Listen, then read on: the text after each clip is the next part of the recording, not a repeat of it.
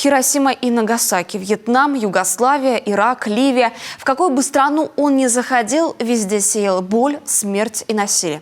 В Национальной библиотеке Коми открыли передвижную просветительскую выставку, посвященную годовщине создания Североатлантического альянса. НАТО – хроника жестокости. Выставка основана на документальных фотографиях из собрания ТАСС Международного информационного агентства «Россия». Сегодня артефактах и документах из собрания Музея современной истории России, относящихся к периоду Холодной войны.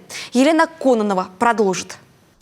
С этого малыша, так американцы назвали атомную бомбу, и начало свое кровавое восхождение НАТО. Тогда в 1945 году американцы сбросили несколько таких бомб на Хиросиму и Нагасаки. Именно с этого преступления против человечества и начинается выставка НАТО «Хроника жестокости». Бомбардировка японских городов привела к гибели 500 000 человек. То, что это сделали именно США, ни для кого секретом не было, однако историю последние несколько десятилетий упорно стараются переписать. И вот уже сегодня нынешнее поколение страны восходящего солнца винит в трагедии не США, а Советский Союз. Глава Коми Владимир Уйба лично столкнулся с этим во время ликвидации последствий аварии на АЭС Фукусимы. В какой-то момент, мне говорят, ну все хорошо, причем японцы говорят, все хорошо, но только зачем вы нас бомбили в 1945 году? Я говорю, в смысле бомбили? Они говорят, ну зачем вы нам Хиросиму и Нагасаки устроили?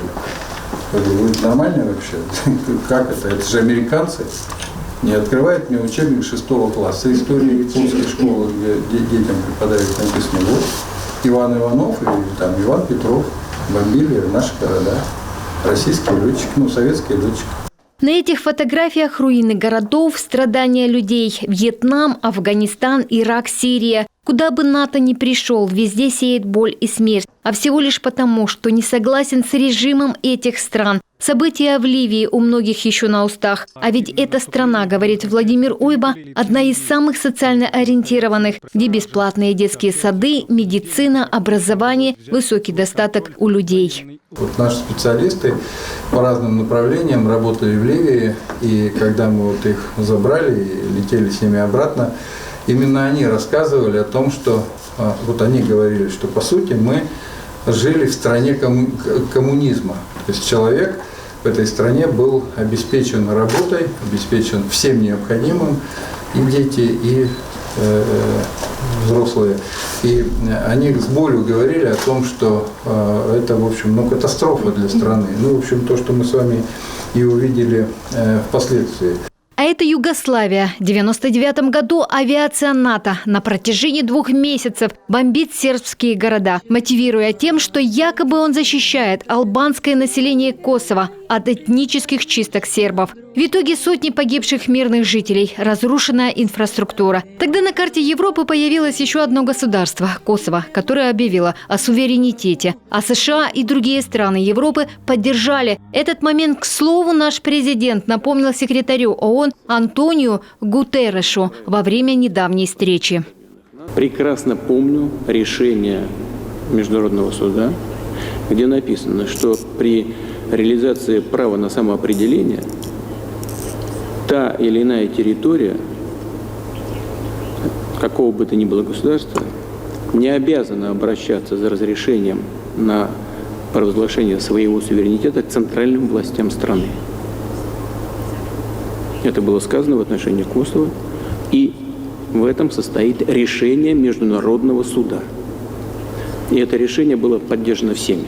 Прецедент был создан, поэтому ДНР и ЛНР имели такое же право объявить о своем суверенитете, не обращаясь к властям в Киеве, подчеркивает президент. Тем не менее, у натовцев другое мнение, и США продолжают спонсировать украинских националистов, несмотря на то, что гибнут мирные люди. Почему? Вполне объяснимо. Альянсу нужна еще одна военная база у границ России. В учредительных документах НАТО